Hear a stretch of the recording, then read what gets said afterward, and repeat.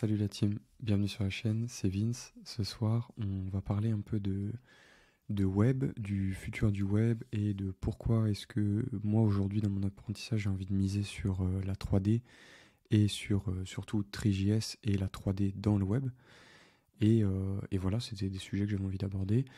Donc, premièrement, euh, on va faire un point un peu sur l'état du web, on va dire, d'aujourd'hui. Aujourd'hui, faire des sites avec des outils de no-code qui sont performants, pour dire vrai. Moi, je suis développeur depuis maintenant plusieurs années.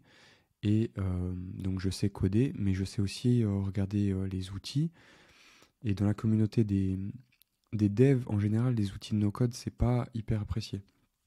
Il faut savoir que depuis toujours, par exemple, WordPress, si tu es développeur et que tu dis que tu fais du WordPress, c'est quand même assez mal vu. Et en général, même si tu fais que ça et que tu dis que tu es développeur, on te dira, si tu parles à un développeur, il te dira en général que tu n'es pas développeur. Ce qui est en soi vrai si tu rentres pas dans le code de WordPress. Mais euh, l'idée, c'est que chaque besoin a son outil et que le métier de développeur, c'est de trouver des solutions et c'est pas de juste utiliser un langage. C'est un autre débat, de toute façon, on n'aura pas ce débat-là ce soir. L'idée, c'est plus que euh, le no-code et les site builders qui permettent de construire soi-même son site en drag and dropant des blocs, ça a beaucoup évolué ces dernières années et c'est en train de devenir quelque chose de relativement performant. Aujourd'hui, sur le marché, il y a quand même, je vais citer quand même trois solutions, même si moi j'en vois que deux, euh, qui sont des solutions performantes. Il y en a une des deux, c'est une que je vais continuer d'enseigner sur la chaîne.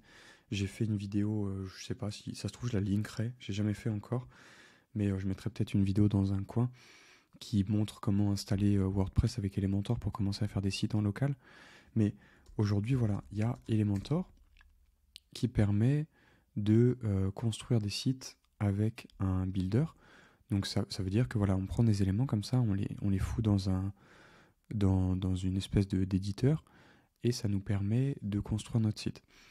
La vérité, c'est que c'est super puissant et que très récemment, ils viennent d'ajouter le container. Et maintenant, et bah, en plus de ça, ça fonctionne comme quand on design des maquettes dans Figma. Donc pour ceux qui ne sont pas familiers avec tout ça et tout ce que je suis en train de dire, le, dans Figma, on utilise des propriétés qui sont normalement des propriétés de dev. Donc Figma, c'est un outil de design. Donc je vais l'ouvrir rapidement et je vais vous montrer un fichier par exemple.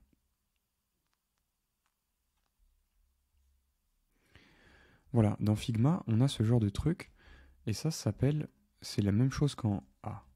C'est la même chose que nous on fait en web avec du code, c'est qu'on utilise des propriétés flex en gros et qu'on va dire, là dans Figma ça s'appelle des auto-layouts, et donc on dit, moi maintenant tout ça, chaque élément à l'intérieur considère que c'est un bloc et la direction c'est vers le bas.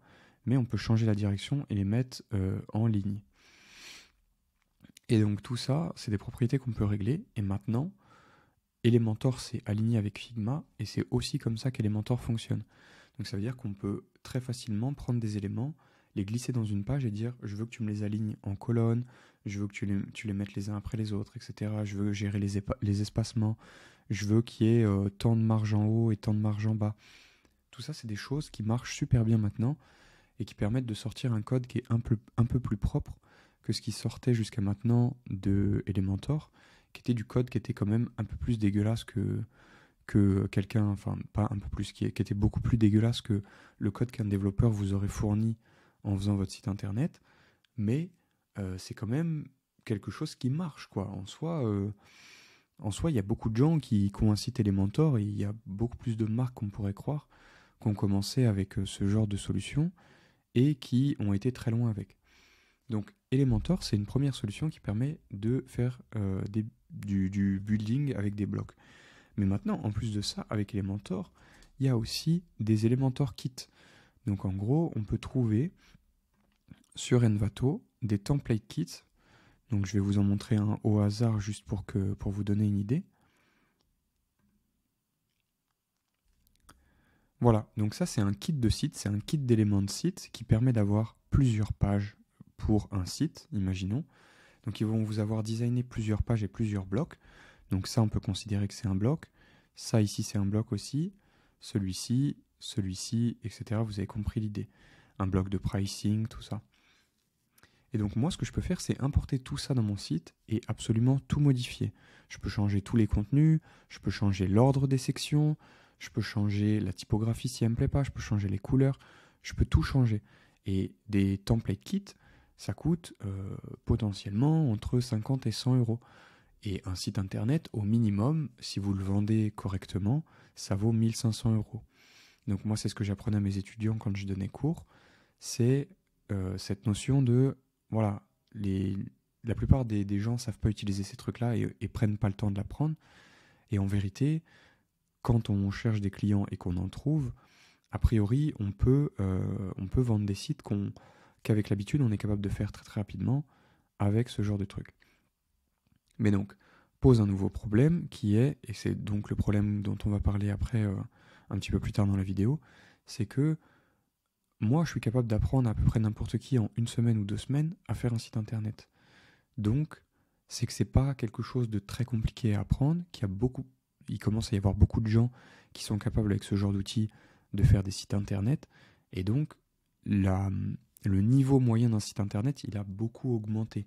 Ça veut dire que faire un site tout claqué aujourd'hui, c'est pas quelque chose de viable, et il faut se donner plus pour retenir l'attention des gens sur notre site internet. Donc, comme Elementor, je vous montre rapidement, il y a une autre solution qui s'appelle Divi aussi, qui est exactement la même chose. Ça fonctionne exactement pareil, c'est un builder. Moi, je l'aime pas, je le trouve pas ergonomique. Enfin, je sais pas, j'ai du mal avec Divi. Mais c'est parce que je l'ai déjà utilisé et qu'à l'époque, il était moins bien en plus. Maintenant, je crois qu'ils se valent quand même, mais juste moi, je suis team Elementor et Divi, ça me plaît pas. Passons. Une autre solution qui est très connue et très cotée maintenant, c'est Webflow. Donc Webflow, pareil, c'est très cool, mais c'est beaucoup plus proche déjà du code. Parce qu'en vérité, les gens ils disent ouais, Webflow c'est un outil no-code, mais c'est pas tant no-code que ça, parce que la vérité c'est que tous les paramètres que vous apprenez à configurer pour faire votre site, c'est exactement déjà les mêmes plus ou moins que sur Elementor, et c'est la même chose que ce qu'on fait avec du code, c'est juste qu'il y a quelqu'un qui l'a fait dans une interface. Là je peux pas mettre pause, mais il y a des réglages, tous les réglages c'est des réglages que nous on écrit en code, mais c'est relativement proche de ça.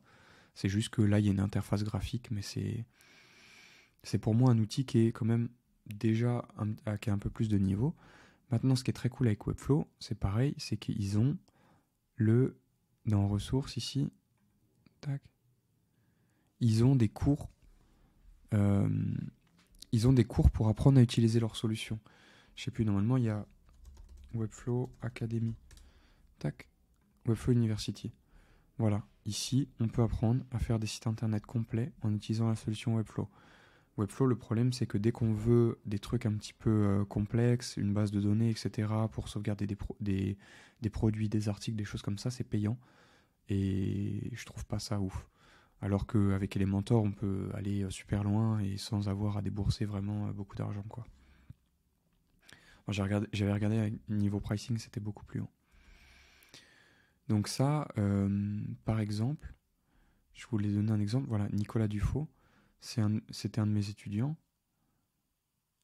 Donc ça, c'est son site qu'il a fait avec Elementor. Voilà, ça c'est son site qu'il a fait avec Elementor. Et il est clean. Il est clean et c'est pas un développeur. Il est plutôt côté design. Mais voilà, le site est extrêmement clean. Et voilà, je les ai eus en full time pendant un peu moins d'1 semaine. Et quand je vois les résultats de certains, je me dis que voilà, qu'aujourd'hui, faire des sites internet, c'est devenu facile. En tout cas, ce genre de site internet. Donc pourquoi est-ce que je dis que je pense que la 3D, c'est un peu le futur? C'est parce que maintenant, avec des librairies comme Three.js, que j'ai très très très envie d'apprendre maintenant, on a ce genre de possibilités. On a la possibilité de faire des sites interactifs comme ça, où on a un panel et des choses qui vont interagir avec la scène. Donc là, moi, je peux bouger la scène pour aller voir des choses dedans. Donc si ça avait été implémenté, j'aurais pu... Bah d'ailleurs, je peux scroller pour zoomer. Et quand je clique sur le bouton, hop, j'ai une petite transition. Là, il y a un laser qui suit ma souris. C'est des trucs fun avec lesquels, du coup, l'utilisateur, il a envie de jouer. Voilà, là, le drone, il suit pareil le mouvement de la souris. On peut le faire valdinguer un peu. Et c'est des sites qui donnent tellement plus envie, je trouve, que... Bah, je sais pas, j'ai vraiment envie d'apprendre plus ça et je me dis qu'il y a vraiment une valeur ajoutée. Je pense qu'aujourd'hui, si tu as un site qui implémente des choses comme ça, tu as beaucoup, beaucoup plus de chances de retenir un utilisateur sur ton site, de garder quelqu'un dessus. Et je trouve ça super cool. Par exemple, il y a aussi ce gars-là, là, de Nguyen, que je suis maintenant sur Twitter, qui, euh, qui fait souvent des effets. Genre là, il avait fait un effet de parallaxe avec des personnages. Et ça c'est même pas un effet compliqué à faire, je pense. Et donc, il montrait d'autres choses qu'il faisait avec de la typo. Ça, j'avais trouvé ça super cool. Voilà. Genre, ce genre d'effet graphique sur un site, ça peut cartonner si c'est bien, bien mis en place. Et donc, voilà, on voit des super effets comme ça, par exemple, où c'est un peu, c'est même un peu hypnotisant, je trouve. Donc ça, celui-là, il est vraiment bien fait, je trouve. Après, la souris a disparu, j'aime pas trop. Ça, voilà, pour des expériences, pour vendre une propriété ou des choses comme ça peut être utilisé, par exemple, pour présenter une propriété sur un site, mais pour du luxe. Ça, pareil, surtout pour des produits. Aujourd'hui, des artistes 3D sont capables de reproduire des produits avec des logiciels comme Blender. Donc ça, je montrerai après. Je peux pas couper le son, c'est dommage. Euh, je vais couper mon son. Ah si, voilà. Tac. Ça, c'est des fausses canettes qui ont été modélisées et avec lesquelles on peut faire des animations. C'est un cours que j'avais commencé à suivre et je trouve ça monstrueusement cool. C'est sur un site internet, si t'as la page d'accueil, je sais pas, dans ton héros, t'as une animation comme ça au moment où le mec il ouvre le site, etc. avec écrit ouais, la nouvelle bouteille, machin. J'arrive pas à lire le nom de la marque, mais vous avez compris. C'est pour un utilisateur, c'est au niveau du branding, on est au-dessus, quoi. Et ça, c'est ouf. Eux, par exemple, ils ont fait un truc qui est lié au scroll. Donc le process du site, il est scripté. Et quand on scrolle, le produit, il bouge et on le voit sous différents angles. Et ça, du coup, pour se représenter le produit, pour l'appréhender, c'est beaucoup mieux.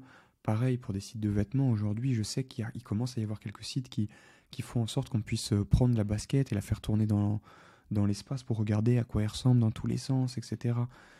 Et c'est ultra cool. Eux, c'est pareil, ils ont fait un truc avec le scroll. Donc ici, après, on peut changer aussi des trucs là. Ça, je pense que c'est une vidéo après. Mais même ça, même pour créer des assets, en fait, c'est ça que je trouve ouf. C'est qu'une fois que tu sais modéliser, faire des trucs avec Three.js, etc., ça veut dire que tu es aussi capable de créer une petite animation basique et après de l'exporter pour l'avoir sur ton site et pour créer comment dire, des visuels marketing impactants, que ce soit pour faire des campagnes publicitaires, que ce soit pour ton site, etc. Et ça, j'avoue que c'est un talent que j'ai pas aujourd'hui et que j'ai vraiment envie d'avoir. Moi, le parcours que j'ai fait, c'est que j'ai appris le web, j'ai appris à coder. Après, j'ai appris à faire aussi du WordPress pour pouvoir faire des sites plus rapidement et pour être plus accessible à certains clients qui n'ont pas les moyens de payer des prestations à 500 balles la journée. Euh, Après, ce que j'ai fait, c'est que j'ai appris Figma parce que je voulais apprendre à designer un petit peu des sites internet ou au moins être confortable à utiliser le logiciel. Bon, je suis pas très fort en design, mais je me débrouille. Mais je fais des trucs, moi, du coup, que je jugerais basiques et un peu éclatés. Et maintenant, j'aimerais bien apprendre un peu cette dernière pièce qui serait d'être capable de créer toute la partie visuelle et les parties qui me manquent pour avoir une DA impactante et pour pouvoir créer des brandings vraiment forts. Euh, donc voilà, ce site-là, pareil, j'avais trouvé ça cool, je voulais le montrer. Et eux, voilà, par exemple, pour présenter une propriété, eux, tout le scroll, ça permet de faire des tours de la maison, Donc là, on suit un parcours dans la maison, on passe par là, ici, machin, et on peut cliquer sur des éléments dans la maison, et il y a une fiche qui sort avec le prix du vase.